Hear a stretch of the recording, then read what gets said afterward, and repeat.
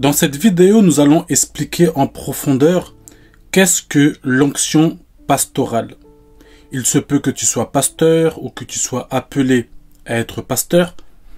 Il se peut aussi que tu souhaites t'informer sur le sujet et t'approfondir. Sache que tu es au bon endroit.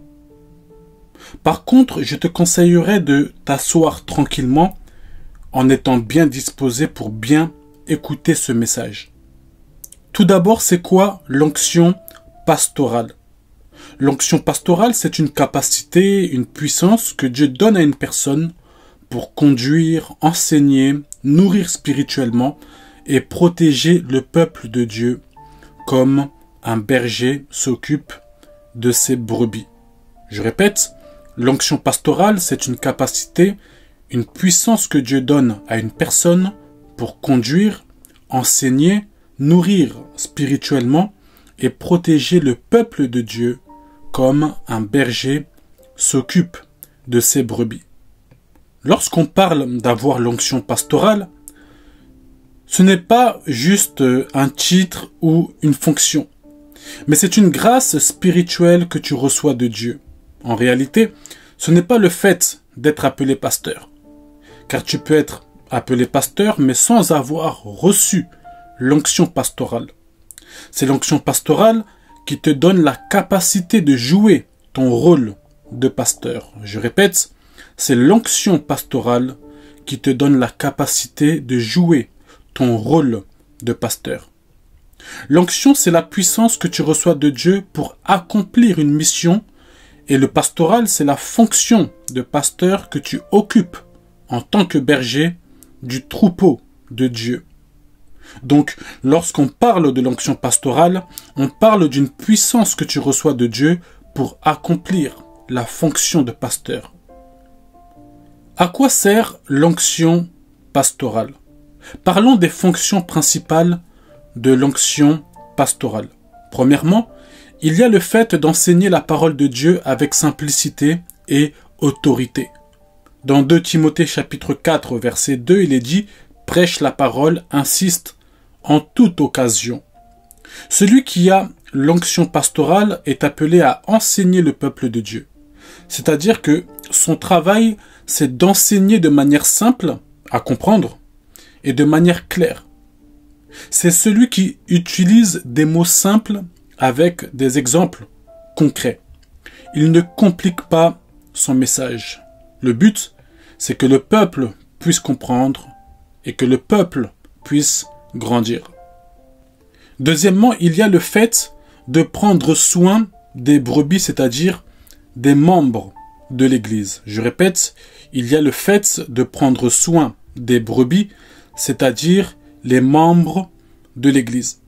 1 Pierre chapitre 5 au verset 2, il est dit « Paissez le troupeau de Dieu, non pas par contrainte, mais volontairement ».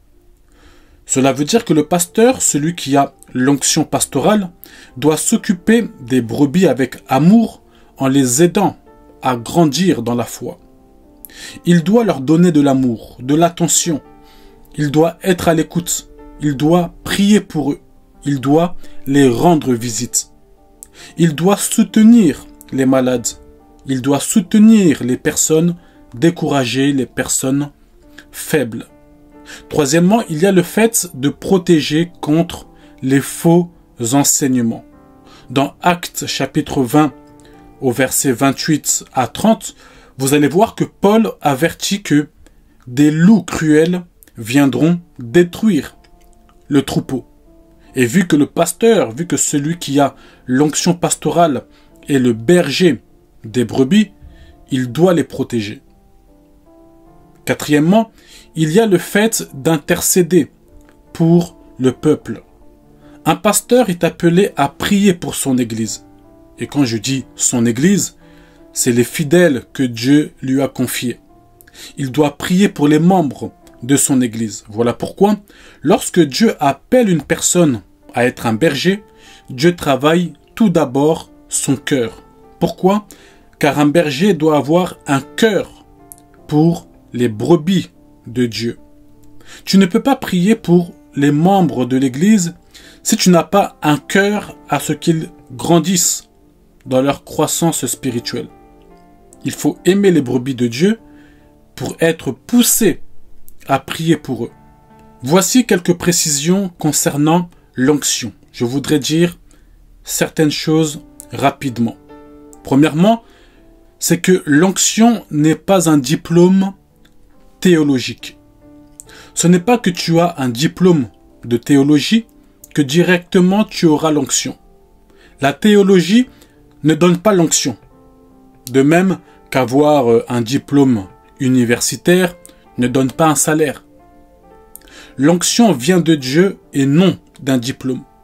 Mais si vous avez un diplôme de théologie, c'est aussi très bien, c'est très bien pour votre connaissance. Je ne suis pas contre cela. Deuxièmement, c'est que l'onction, ce n'est pas le charisme naturel.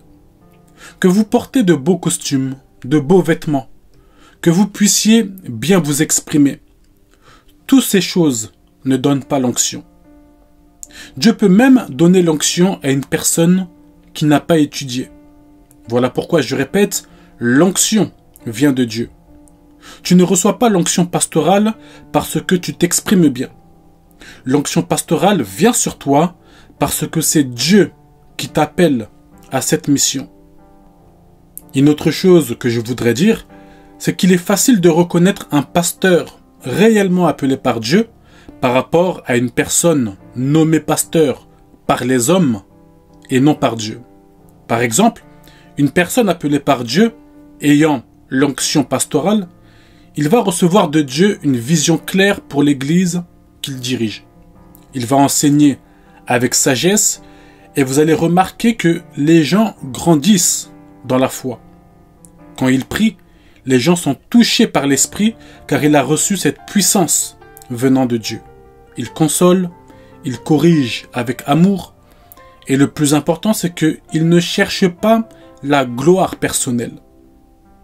Mais lorsque vous voyez un homme qui a été nommé pasteur par les hommes et non par Dieu, sa nomination a été faite par pression, par récompense ou par business, si je peux ainsi m'exprimer. Il prêche sans vie, il ne prie pas, il ne jeûne pas. La prière, le jeûne, ce ne sont pas des choses qu'il fait dans le secret. Il n'y a que le dimanche qu'il est pasteur devant vous. Un pasteur véritable ne fuit pas les problèmes spirituels. Au contraire, Dieu l'a oint pour ça. Dieu l'a appelé pour ça.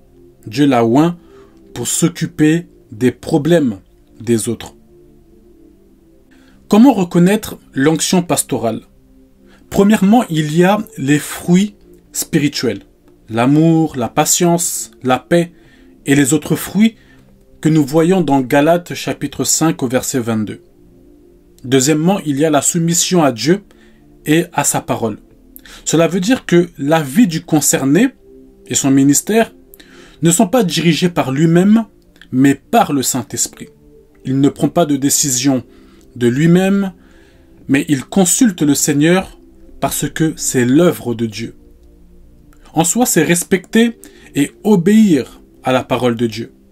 Lorsque vous voyez un pasteur agir librement et qui ne s'appuie pas sur les Écritures, c'est un grand signe pour savoir si c'est Dieu qui l'a appelé. Troisièmement, il y a un impact durable sur les âmes. Cela veut dire que son travail produit des effets profonds et durables. Lorsqu'il n'y a pas d'onction pastorale, année après année, les gens ne changent pas. Tout simplement parce que l'onction n'est pas. L'onction n'est pas là. Lorsqu'il y a l'onction pastorale, les gens sont transformés intérieurement. Ils grandissent spirituellement, ils changent de vie et ils deviennent plus proches de Dieu. Quatrièmement, il y a une vie de prière, d'humilité et de sainteté. Cela veut dire qu'il prie régulièrement et sincèrement. Un pasteur qui ne prie pas, qui n'a pas de vie de prière, est aussi un grand signe négatif. Lorsqu'il y a l'onction pastorale, lorsqu'il y a une onction pastorale authentique, il n'y a pas la recherche de la gloire personnelle. Je répète, lorsqu'il y a une onction pastorale authentique, il n'y a pas de recherche de gloire personnelle. Et là où il y a l'onction pastorale, là où il y a, une onction pastorale authentique, il y a une vie de sainteté. Cinquièmement, il y a la sagesse dans les décisions. Pourquoi? Car lorsque Dieu donne l'onction pastorale, il équipe la personne d'une sagesse pour diriger son peuple. Juste avec ces points que j'ai donnés, il est possible de repérer et de discerner une onction pastorale authentique chez une personne. Ce qu'il faut savoir, c'est que l'onction pastorale n'est pas un mérite. Je répète, l'onction pastorale n'est pas un mérite. C'est un appel divin. On ne prie pas pour avoir l'onction pastorale. C'est Dieu qui t'appelle et qui t'équipe de l'onction pastorale. L'onction pastorale vient pour accompagner la vocation et la mission. Tu ne peux pas demander l'onction pastorale alors que Dieu ne t'appelle pas à une mission pastorale. Dieu appelle, Dieu équipe, Dieu oint. Comment recevoir l'onction pastorale? Premièrement, il faut d'abord que Dieu t'appelle. Il faut que ça soit ta vocation. Les personnes que Dieu n'appelle pas, mais qui sont dans le domaine, s'autoproclament. S'autoproclamer, c'est lorsque tu prends le titre sans que Dieu t'appelle à prendre le titre. C'est toi-même qui l'as pris. Quand Dieu t'appelle à un ministère pastoral, automatiquement, il va t'équiper de l'onction pastorale.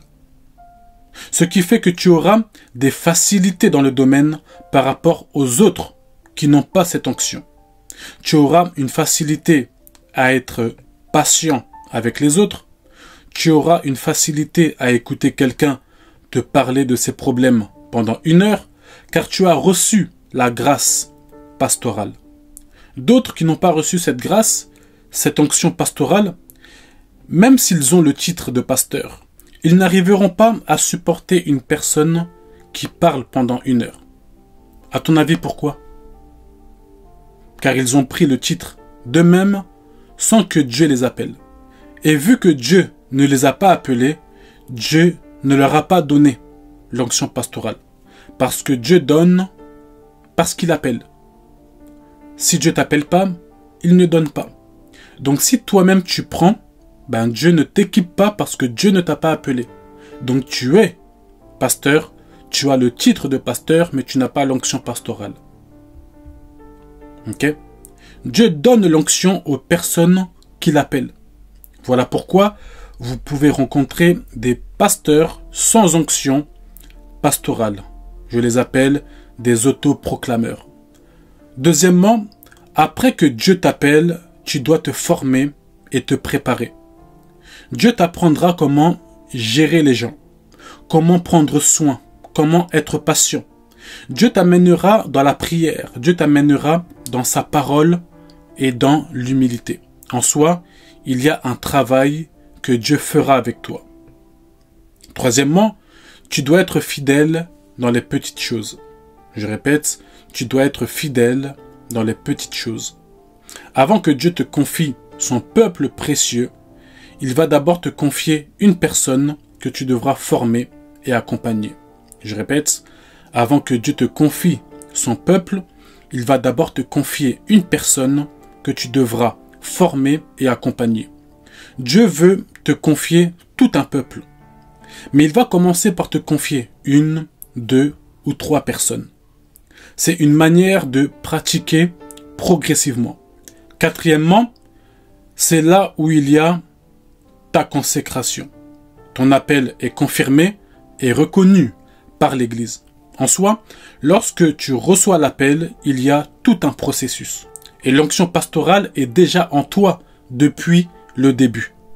Mais elle évolue progressivement et devient de plus en plus visible car elle prend de la puissance en toi. Et pour conclure ce message, c'est que tu dois éviter, lorsque tu as l'onction pastorale, tu dois éviter de chercher la position sans l'onction. Tu dois éviter de chercher la position sans l'onction. C'est bien d'être appelé pasteur, d'être appelé homme de Dieu, ministre de Dieu. Mais l'onction, c'est cela qui brise les jougs. Ça sert à quoi d'être un pasteur, d'avoir un titre de pasteur sans puissance? Ça sert à quoi? Tu dois aussi éviter de faire de l'Église ton entreprise ou ton business. Ce n'est pas ton Église, c'est celui de Dieu. Même si c'est toi le pasteur principal, fais très attention. Fais vraiment très attention. Tu dois aussi éviter de servir Dieu sans sa présence. Enseigner, prêcher, organiser, c'est très bien. Mais garde ton intimité avec Dieu. Passe des temps seul avec Dieu dans la prière. Et tu dois aussi éviter d'être un pasteur sans cœur, sec et froid spirituellement. Quand les gens viennent vers toi avec leurs problèmes, c'est normal. C'est vraiment normal. C'est ta vocation. C'est ton appel. Dieu t'a équipé pour ça. Dieu a mis en toi des capacités pour ces choses-là. C'est ici que je termine. Si vous avez d'autres questions, n'hésitez pas à d'écrire en commentaire. Faites-les part en commentaire afin qu'on puisse encore donner d'autres précisions. Que Dieu vous bénisse et qu'il vous bénisse abondamment.